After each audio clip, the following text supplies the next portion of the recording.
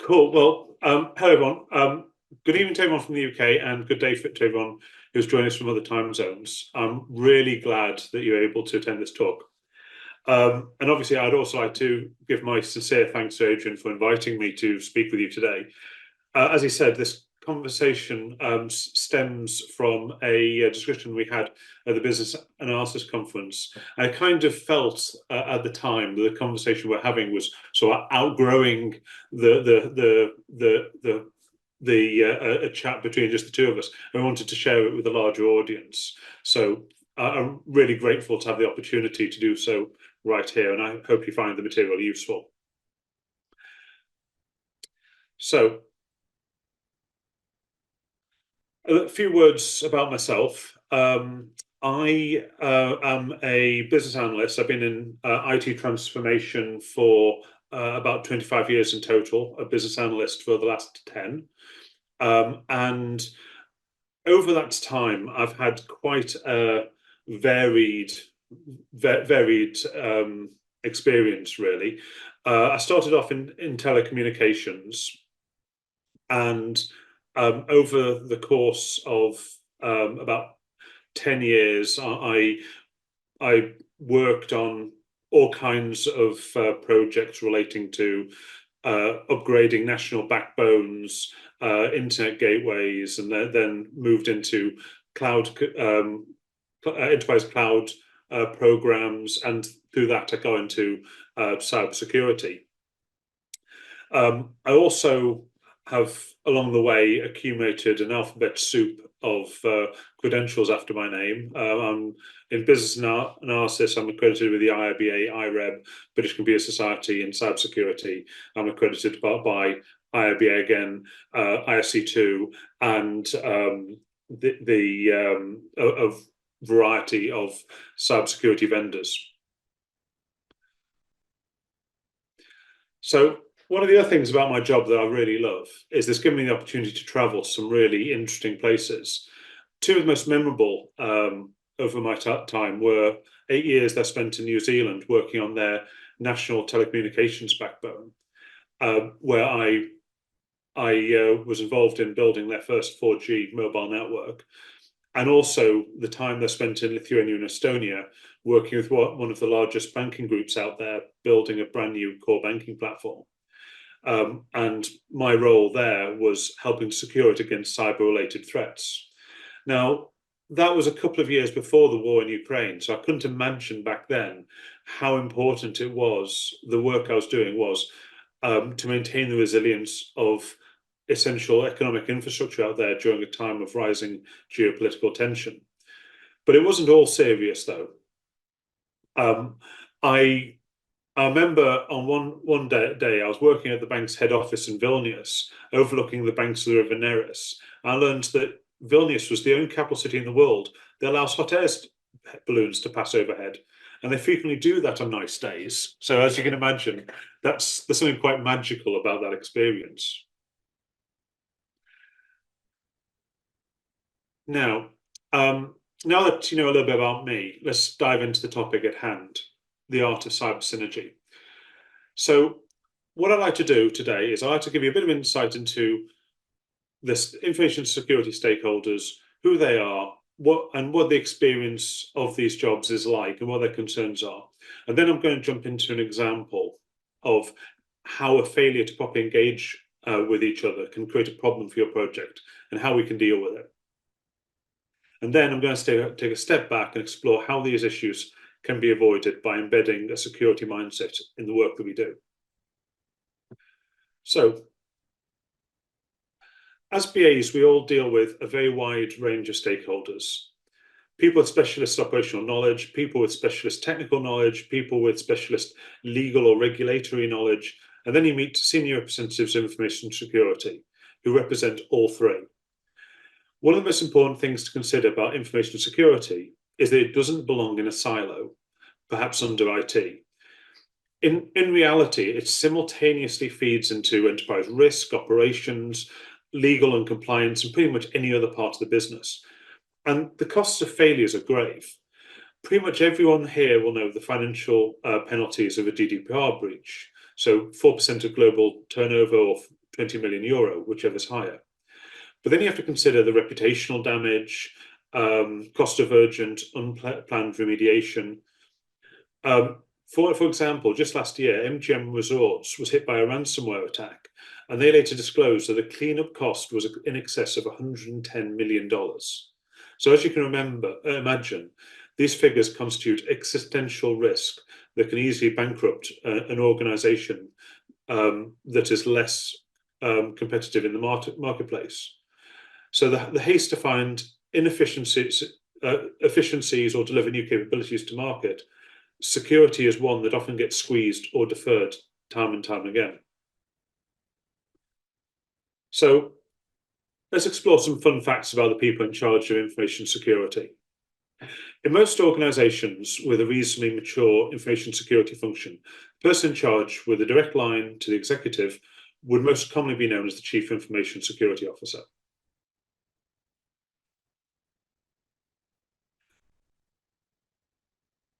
There are about 58% of FTSE 250 companies have got a CISO or equivalent. 65% report directly into the Chief Information Security Officer, which is not ideal because that doesn't necessarily give them direct input into the other members of the executives. So that can cause some tensions.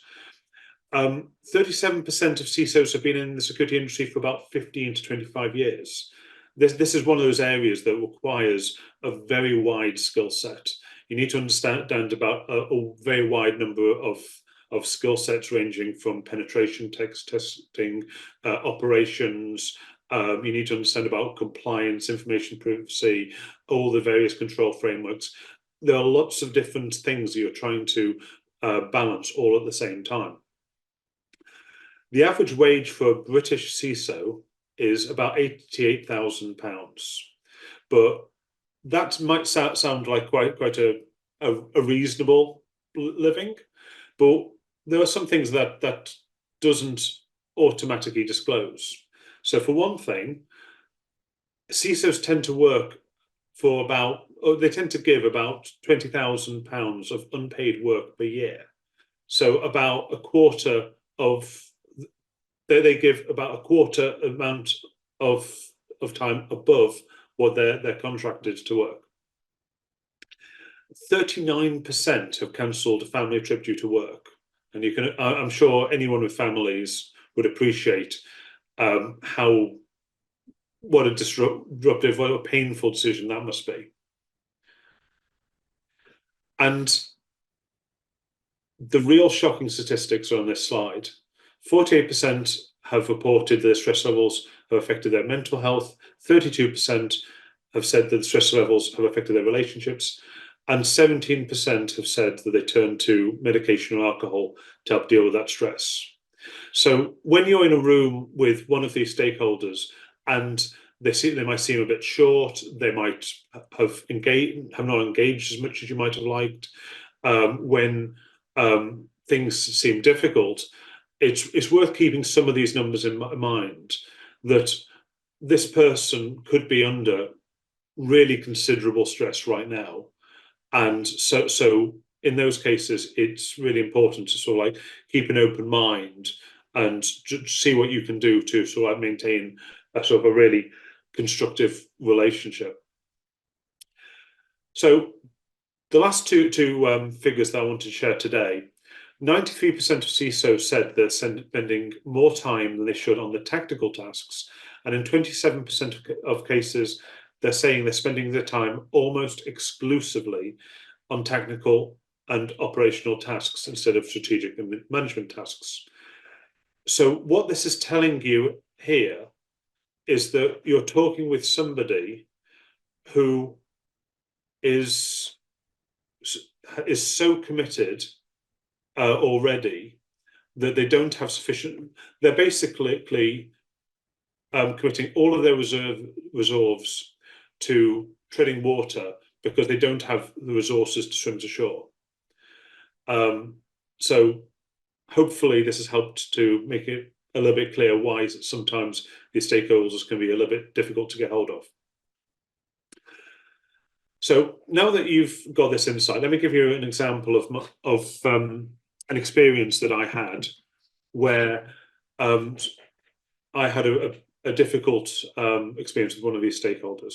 So it was a complex enterprise migration of user data from physical servers in a privately managed data center to the cloud. And through the project, we'd done everything we could by the book. We'd engaged stakeholders from across the organization from the beginning of the project: fraud and security, business continuity, service management, legal, compliance, and HR. We'd held workshops, prepared and communicated all of the plans, and issued comms announcing this planned change to everyone in the organization. And everything was going really smoothly, with just a couple of weeks left to go. And then out of the blue, the head of fraud and security brought somebody new along to our weekly meeting. We never seen or heard of this person before, despite going through all of the org charts and asking countless times whether there were any other relevant stakeholders that we needed to approach. So I'm going to call this guy Bill, and he was the head of data retention. So Bill explained that he'd been working for several years to get the organization's systems to be compliant with the data retention policy that specified that emails must be either deleted or moved to a group folder after 24 months. In his mind, he'd tolerated some non-compliance under the old regime while everyone's mailboxes were limited to 100 megabytes, because that meant there were strict limits on how much historic data there could be, and people were strongly disincentivized from hoarding because they could easily run out of space and then their emails would bounce. But then we came along and we promised everyone a new mailbox that was 1,000 times bigger. So he faced us down and told us bluntly that he was prepared to stop the project and prevent the organization from losing control over the volumes and age of legacy data that we were retaining. So with only a few days before the users were expecting to receive the generous mailbox upgrades, what were we to do? Well, when something like this happens, there's 5 possible outcomes that you can have. The first one is avoidance, and this is basically where both parties are just sticking their head in the sand and just pretending that everything is going to be okay. And obviously, in the long term, this is pretty much assures the worst possible outcome for everybody. The next thing that is likely to happen is that the two parties will look to accommodate. So effectively, you'll come into a conversation, and both parties will kind of hope that the other side will concede, see their side of the argument, and just let you get what you came for. So, in a lot of cases, you might be able to get what you need by accommodation, but effectively you can't rely on it. There's only one person who's going to come out of this a winner. So it's unreliable, and you can't be sure that it's going to be yourself that's going to get what you want. And even if you do, it's not necessarily the best thing for the relationship long term. So the next possibility is compromise, and this is where the two of you will basically sort of say, well, what can you both take out in order for you to sort of get this across the line? So just to give you an illustration, we could have gone to Bill and said, well, okay, how about we migrate these mailboxes under the same conditions they were before? So the users wouldn't get their wonderful new shiny huge mailboxes. They'd only get 100 meg, but we'd be able to get the data across. He wouldn't be happy because we're still moving old data into the cloud, but maybe that would be something. The next possibility is competition, and this is where one side or the other tries to manipulate the situation.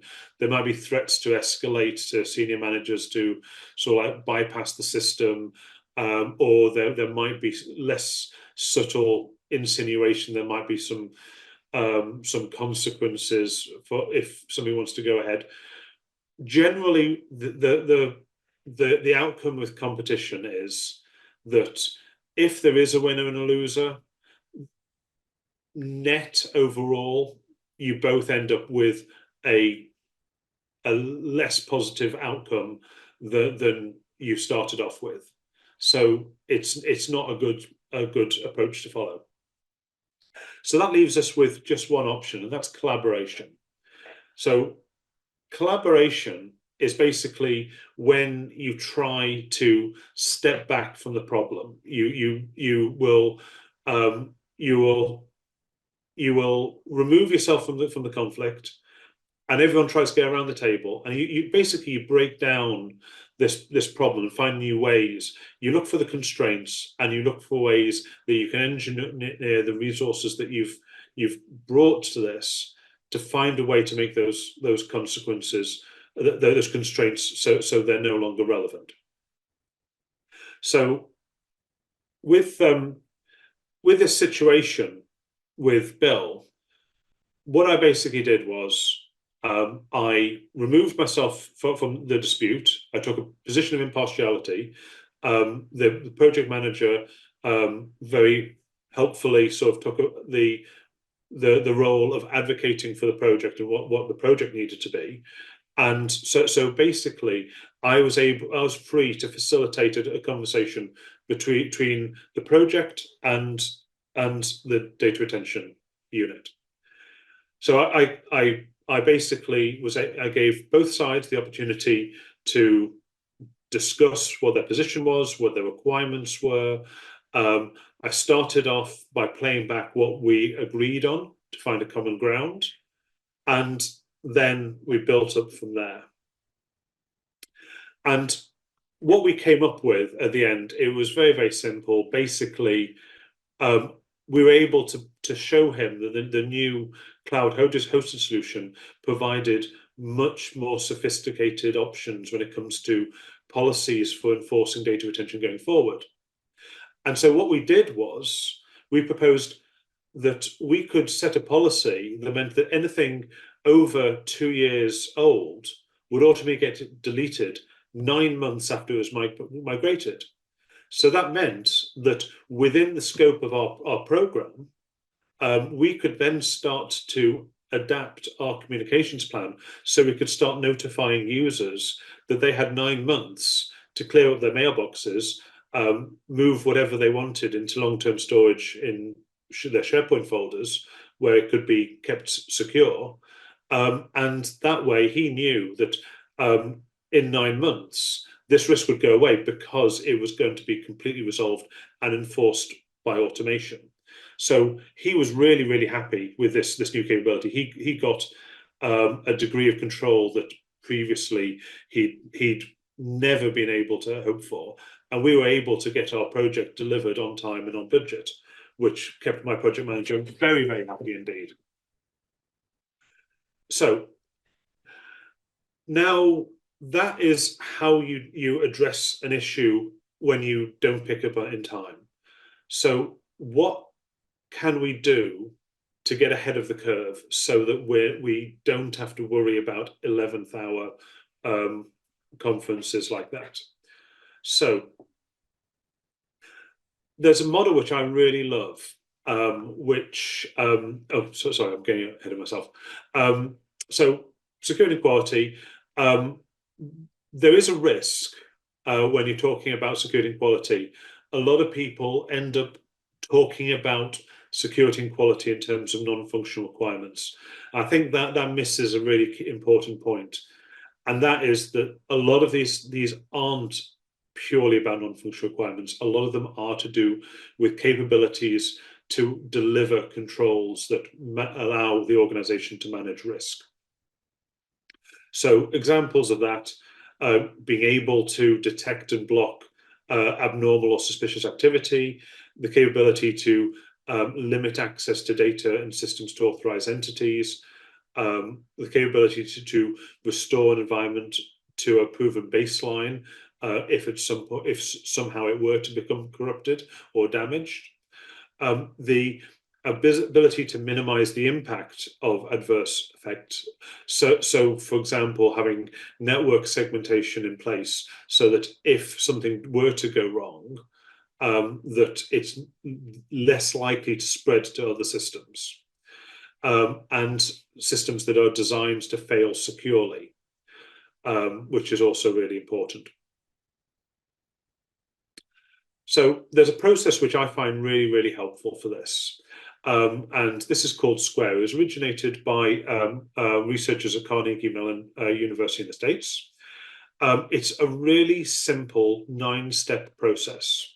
And just to have a little bit of fun, for those of you coming here from the IIBA, I've been able to map that to the IIBA's requirements lifecycle, which I think goes some way to firstly sort of give a nice little framework within which you implement this process, but it also helps you to sort of find ways that you can you can integrate it with other models that you might be familiar with. So the first point that I'll make about this is it doesn't actually involve us doing very much different from what we do on a day-to-day basis. Really, the differences are just in points 1 to 4. Once you've got the elicitation process underway, basically you just need to follow it through the rest of the way and see the requirements properly implemented. Where it's different is, firstly, the first step, you want to be able to agree some definitions. You want to be able to understand, whenever you have conversations about security-related topics in your organization, you want to know what basis you're coming from. And it makes it a lot easier when the organization has got a particular framework that they're following. For example, when I was at the bank in Lithuania, our target was to align with a American standard called NIST, which is a very popular set of controls, and effectively, this provides sort of like a pick and mix of all the different controls that you're interested in when you're operating into a particular space. So, for example, if you know that you're going to be interacting with data systems, you can tick off the which of these controls relate to data security, you know that they're going to apply, and you're going to be able to go down the checklist. So that rather than going into a conversation with information security code, you can actually go there pre-equipped by sort of saying, sort of like, we've done an initial assessment, sort of like we think that these things are relevant. They are going to thank you so much for having done some of this thinking for them.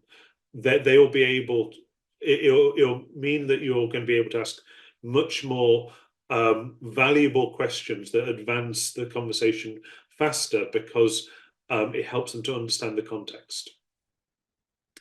So once you've got an idea of the sort of like the terminology that we're working within, then we need to start to build some artifacts. So effectively, what I'm thinking about here is having a range of templates out there.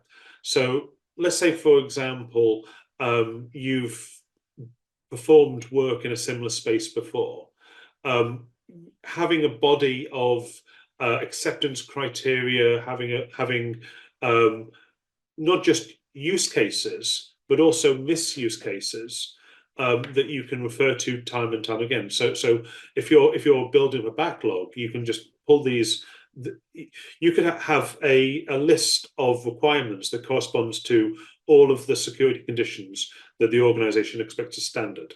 So, for example, any work that's going to go into a card data processing environment that needs to be isolated from all the systems. That's a requirement that you can just have in a catalog, lift it up and drop it in whenever you're working in that space. And all of these things help you to get ahead of the curve. So you're not having to draw these requirements out from information security up front each time. What you can do is basically you can do your own initial assessment and then you can go back to them and say, this is what we've got so far. How close are we? What do we need to change? And so that will really streamline the conversation. Okay, so identify assets and security goals. Yeah, so that's kind of continues on from the point which I've just made. Okay, so now the next part of it is performing a risk assessment. I'm sure that everyone here is already familiar with performing a basic risk assessment like this. So effectively, what you're doing is you will just basically brainstorm all the things that can go wrong. You may want to get a architectural diagram of the organization, and a really good way of testing this is just getting a post-it note and just covering various parts of it and say, okay, if this thing breaks, what's going to happen to our solution? If this thing breaks, what's going to happen? Okay, so now you look at the various use cases that you've got. Okay, so we want to have the functionality for this actor to be able to do that. Okay, well, what if somebody else were to get that person's username and password? If somebody else is able to log on as that user, what are they going to be able to achieve with that? And so basically, you'll create a list of the risks, and then you'll go through each of them and just sort of just get a rough idea on a scale of 1 to 5. How likely is it that this is to happen? How damaging will it be if it does happen? And so you can create this map, and that's going to help you to prioritize. Now, the other thing that we need to consider about this is that when we talk about security and quality, the conversation can very easily get sidetracked by all the shiny new features that people want to build, because those features are seen as adding capability, making cost savings or delivering profitability, whereas it's very easy for quality and security to be overlooked or seen as a sort of like a financial drain. When we start to look at risk, however, it's a really important way of being able to quantify the value to the organization of this security requirement. So let's say, for example, there was one medical organization called Blue Water Health in Canada that was hacked a couple of years ago now, I think. And when that was hacked, they lost something like $250,000. The records of $250,000 medical appointments, plus something like 20,000 appointments had to be rescheduled as a result. So it caused a lot of hardship, and a lot of sensitive information was mislaid. Within 6 months, there was a class action lawsuit threatening them with penalty. They were looking to get damages of $500 million for all of these patients. When you look back and you think of that as a risk, let's call the fact that they might have had weaknesses in their security posture. Let's say that there was a 1 in 50-year risk that $500 million cost could have manifested. That's $10 million per year. So looking back, all of a sudden, the value of having a well-funded security function there makes a lot more sense. So effectively, what I'm saying here is, when somebody pushes back on the cost of financial change, saying maybe we can push that into next year, we can also have the conversation where we say, well, that's fine, we can push it back into next year, but we can also start to quantify the cost of doing so in terms of the exposure to the risk. If that risk is going to have a potential cost of the equivalent of $250,000 per year to the organization, then it may well actually, in financial terms, make more sense to just proceed with it. I'm going to skip over the next few slides, and the reason for that is because this is pretty much business as usual for a business analyst. I'm not going to be saying anything particularly novel on these slides. It's really just follow the process, follow the life cycle, elicit the requirements, document them properly, and follow through. On the recording, you're more than welcome to go through these and get back to me, ask any questions you want. I'm very happy to have discussions. So the next thing I would like to talk about, though, is how things are different. The Square process really comes into its own when you're talking about a waterfall environment. But a lot of us are working in an agile environment. So how is that different? So when you're working in an agile environment, the first thing you want to do is you want to get each work stream to contribute back towards a centralized and reusable catalog of common security requirements and acceptance criteria. You want to be able to keep reusing these. They should be consistent, and you should be able to just review this on, let's say, an annual basis, just to make sure that they're all appropriate based on the changes in the direction of where the organization's going. The next thing that you want to consider is building in security controls early, so you don't need to re-engineer and retest them later. I was at an interesting workshop with an organization called SANS, which is very active in the security and auditing space. And one of their guys gave me a really interesting statistic that if a security vulnerability is not picked up until it gets all the way into production, fixing that vulnerability in a live environment costs 100 times more than it would have done if you'd have actually captured that requirement up front. So, and that's another really good way of being able to justify prioritizing the security and quality requirements a little bit more highly when you're going through the backlog prioritization process. Okay, and that covers that slide as well. So now that's given you some tips on what you can do in your organizations right now to make things a little bit better. But I wanted to sort of like look to the future a little bit and think about what is it that we can actually do now to actually make things better for the business analysis profession. How can we become more proficient in cybersecurity and help our organizations? So what I think, it comes down to three things mainly. I think the first thing is that we should all be open to taking some training on cybersecurity mindset. The IIBA have a really great course called the CCA program, Certified Cybersecurity Analyst. I wholeheartedly recommend that if you're interested. BCS also have got some good programs as well.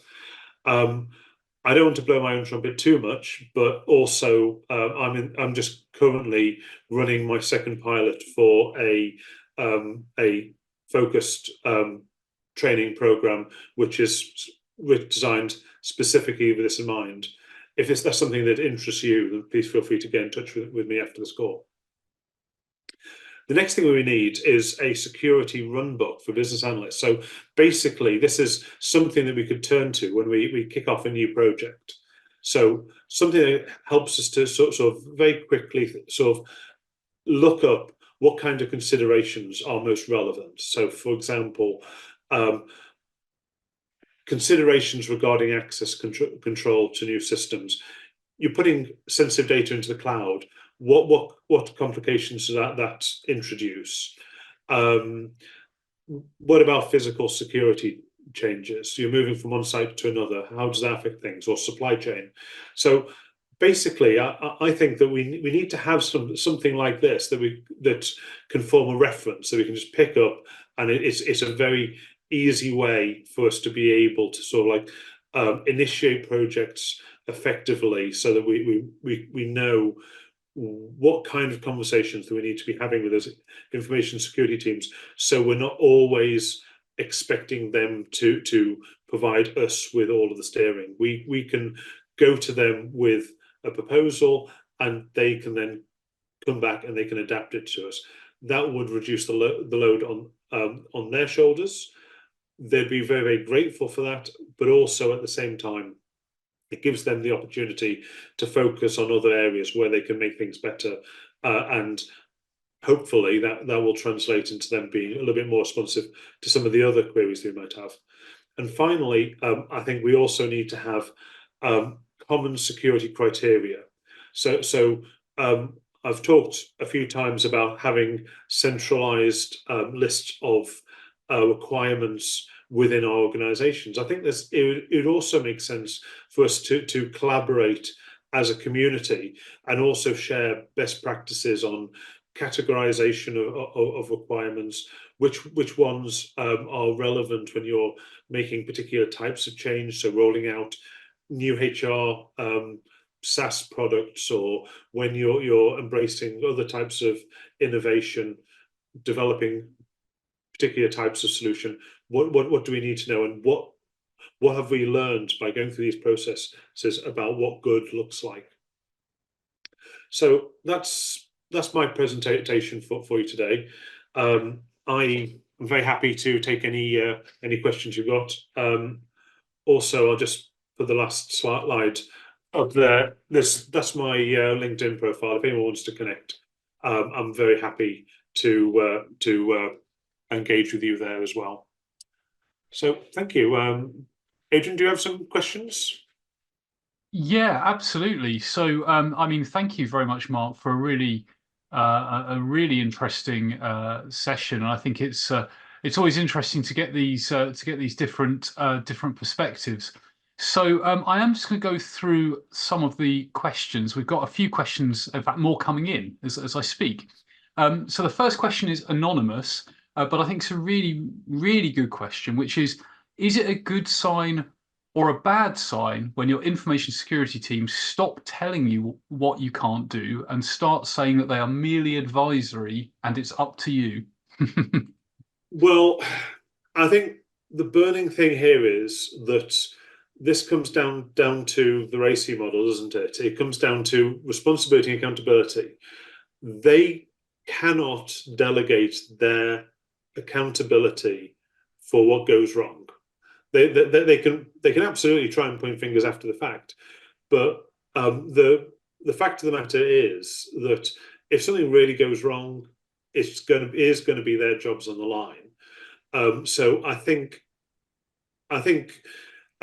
you probably still want to treat this carefully. I certainly think that some of the situations I've been in the past, there might have been some people who might have used words like that actually sort of like they weren't taking it too seriously. But I think if they do genuinely mean that, if they are actually reading the artifacts and you've got it to a shape where they're looking at it and they can genuinely say, this is good, we've got nothing to add to that, that's a really, really good sign. And it does go to show that the cyber security mindset of your BA community is obviously very good and well acknowledged within the information security team as well. Yeah. So much is down to context with that, but I think that the point about RACI is a really good one, and actually there's some accountability. There's got to be some accountability somewhere, and Yeah. and if it's not with the information security team, I mean, ultimately, if there's a data breach, there's going to be, Yeah. that the buck's going to stop somewhere. So Yeah. I think it comes down to the usual thing. Take as a compliment and keep the emails for evidence. Yeah. Fantastic. So our next question comes from Nick, And I think you may have partially answered this, but I'll ask it and see if you have anything to add, Mark, which is, so Nick asks, how would you go about implementing security requirements and qualities in an agile delivery framework, for example, Scrum? And I know, Mark, you mentioned that having reusable, requirements and acceptance criteria is a way to go, but anything to add to that? Um, so I think I'll just reiterate. There's nothing about what I've said here that says this has to be done in a waterfall or an agile or a DevOps methodology. These are sound principles. It's just really the way you execute them that defines which environment you're operating in terms of agile, like I said, I think the crucial thing is being able to learn how to be able to articulate the satisfaction of security controls and the documentation of misuse cases as well as use cases in your requirements. If you're able to get those in there and properly prioritized, given the appropriate weighting, then you should find it doesn't actually involve that much change to your processes at all. It's just thinking about things a little bit differently. It's not so much about it's not just about delivering the features. It's about delivering the features in a controlled way so that you can prevent against them being abused in various ways. So the example which I used on my slide there is it could be that, for example, that you've got a requirement that your users are able to submit information through a form, but that doesn't mean to say that you can't have validation of the information they submit. So, for example, if you have an SQL injection attack, you could have, for example, a name field which has John Smith followed by a complex string of SQL that leads to damage to the database, for example. And it would be very, very easy to set validation rules that exclude that possibility. Once you've done that, you've been able to close the door, and it reduces the dependency on very expensive tools like web application firewalls that are much more expensive to implement, but are put in place pretty much exclusively to just provide a final line of defense if those kinds of common sense validation protections aren't there. Yeah, it's interesting, isn't it, Mark? Because I think I think this is such an interesting topic, and I think there's like I'm thinking of it in terms of a backlog, and there's probably some things that might end up as acceptance criteria on, say, a story, but actually the thing that I always think we must always remember with agile generally is that not everything has to be a story. Right, and you might have a whole set of standards that apply across the whole backlog, and you don't want to write them on every story. And I think that's the thing, isn't it? I guess perhaps what I'm taking away, or it's sort of bubbling up in my mind, is it's not like you do a security story and that's your security done. You know, you've got to have that cross backlog thinking as well. Exactly. I really think that as much as possible, it's about creating a culture change, finding the mindset and building up these common criteria that you can use time and time again. And each project will review their little part of that and help to improve them based on the learnings that project experiences through their engagement with information security. And so once you've got that, then it advances and smooths the process for all of the projects that come after, allowing all of the other projects to deliver more efficiently and more securely at the same time, without having to reinvent the wheel each time. Yeah. Okay. So I want to bring in a question from Rushma now. And Rushma asks, how would you recommend working as a BA in organizations that have no security resources in place? Rushma goes on to say that's rare, but small organizations are often in that position. And I think that's a really good point. If you're in a small or medium enterprise or a startup or something, then there won't necessarily be dedicated infosec type resource.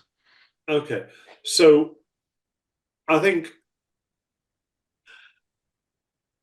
in those cases, obviously, it is a question of best efforts. If there isn't a dedicated information security team, I think effectively the staff that you do have need to do the best they can at getting educated. Now, I don't know where Rushma's calling in from, but let's say we look at the UK environment here. In the UK, we've got a program called Cybersentials, Yes. which was developed by the National Cybersecurity Centre, and it is specifically tailored for small and medium businesses. So it's a reasonably light touch audit that you can do, but it helps to embed sensible security principles into the process. So I think the best thing to do to start with is basically look into a local framework like that. I mean, Cybersentials, you can get that for your organization for sort of like about £500. It's not a huge amount of money, but going through that process will really help you to get the organization to think about things like what IT assets do you have there? How would you deal with issues like, for example, the person who has got the password for to administer your email mailbox, he leaves. Do you have a process for changing the password and Yeah. when you bring somebody new on board? And it's just things like that. So I'd start off with that, and at that point, yeah, it's just making educating yourself enough that you can make sort of like pragmatic decisions about what's right for your organization. Yeah, yeah. Indy adds a really interesting recommendation as well, or observation. She says that Gary Hayslip has a good book, The Essential Guide to Cybersecurity for SMBs. So that, Okay. there are other resources out there, and and I would imagine it's another area where if you're a small or medium enterprise cyber essentials, even just looking through the list, that there's a spreadsheet you can download, like almost like a prep spreadsheet. Just looking through that is really useful. Yeah, um exactly. You can download that for free, and yeah, you can just work your way through it and just sort of if you find that none of this applies to you, then absolutely that's fine. But it just helps you to think about what assets you do have out there.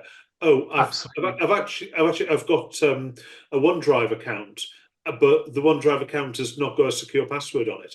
Maybe I should improve the security on that. Maybe I should enable Absolutely. MFA on the administrators portal for that. These are all very, very simple steps that small organizations can have.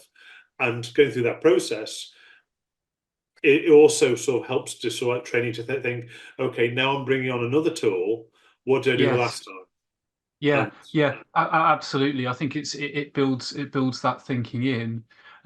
So David asks another really interesting question, which is in developing a SaaS, so software as a solution based solution, how can you ensure the supplier can meet with your security requirements, and how would you approach it if they say they can't? right, okay, Right so away, if they can't, well, potentially.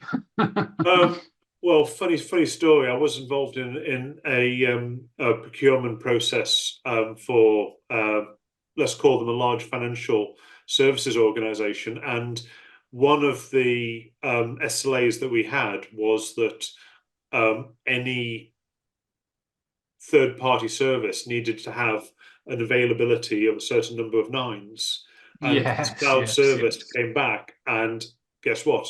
It wasn't that number of nines.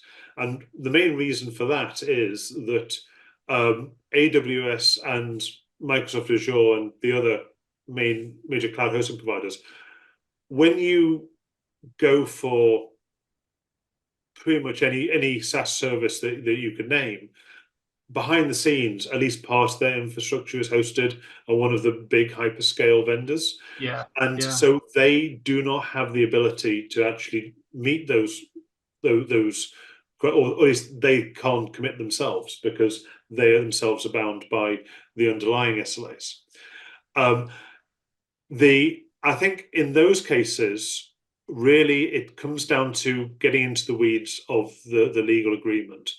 You need to have a look at what remedies are in place if the chances are that the availability that will be delivered is actually way beyond what they're committing to. But what you need to understand is what remedies do you have in place if they don't, and making sure that they are appropriate to compensate you for the lack of the reduction of that, or the relaxation of that SLA that you're going to need to make. I think really that's probably the only thing you can do. yeah. It was reminding me as well of a piece of work I did where, for a very specific set of genuinely necessary reasons, an organization I was working with had a very niche and specific requirement about which jurisdictions could and couldn't host its data. And it wasn't as broad as, like, we're probably all used to, UK or European Union. It was much more specific than that. And actually, it becomes a constraint, and but it can become, if you're procuring, it can become a killer question. Are Yeah, you able to? Because if you can't do it in these very specific jurisdictions, then actually there's no point in us, yeah, continuing. So yeah. knowing those things up front is important. And we've got just a few minutes, so I'm going to kind of do quick fire questions now, Mark, to Go, try and go ahead. clear off as many as we can. Sounds good. Enrico says, with regards to risks with cybersecurity, should this be coordinated under ERM? I'm guessing in this context, ERM is enterprise risk management. What do you see in the foreseeable future with regards to cybersecurity exposure and control assessments? Thank you. Okay. So can we just clarify what we means by coordinated under? Do you mean led by, or do you mean that it should follow their methodology? I think we've got a thumbs up to led by there. Okay, right. Okay.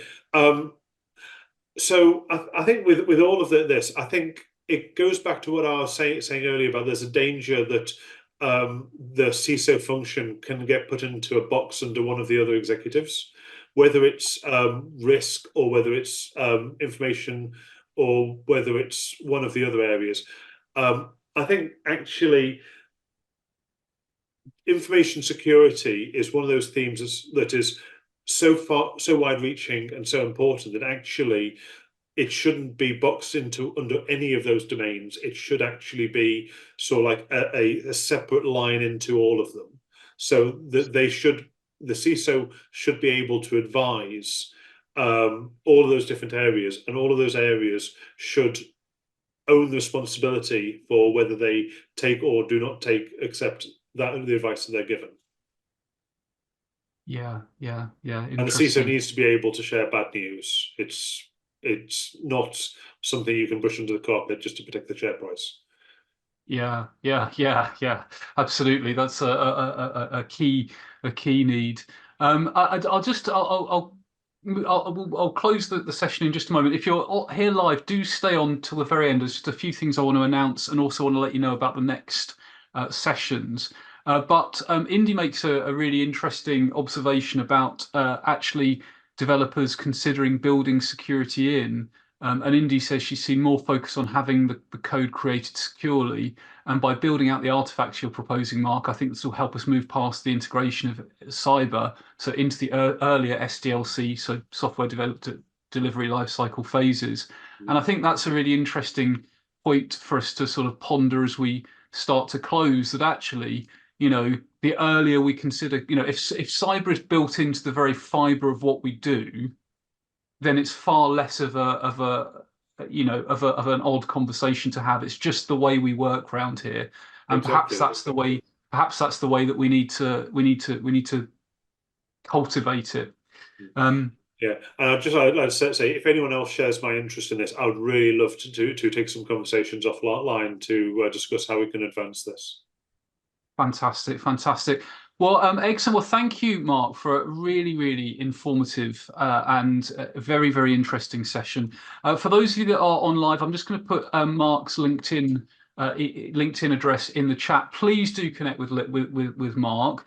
I always think if this was a real session, you'd be giving a round of applause about now. A virtual round of applause in many ways is connecting with someone. And if Mark said something that really resonates with you, drop him a line. It's always a nice thing to do. If you're not following us on LinkedIn, please do. That way you'll see all of the upcoming events. And then just before you go, I wanted to let you know that March 21st, next week, I am running a LinkedIn live session about business agility and AI with Angela Wick. And that's actually at 3:30 p.m. So it's a slightly different time and it's for half an hour. So if you're hearing more and more about AI, Angela's, I don't know if this is, I'm pretty sure this is in the public domain now, is just releasing a book about AI and business analysis. And she's agreed to have a chat about that. So if you've got half an hour at 3:30 on March 21st, again, completely free to join. It's on LinkedIn. And then the next regular webinar is on April the 23rd, and that is implementing business success, the importance of target operating models with Caroline Beasley. So feel free to register for that as well. But all that's left for me to say, again, thank you very much, Mark, for a fascinating presentation. Thank you to everyone who has joined live or indeed watched the recording. Take care and see you all soon. So bye for now. Thank you, everyone. It's been a pleasure. Take care.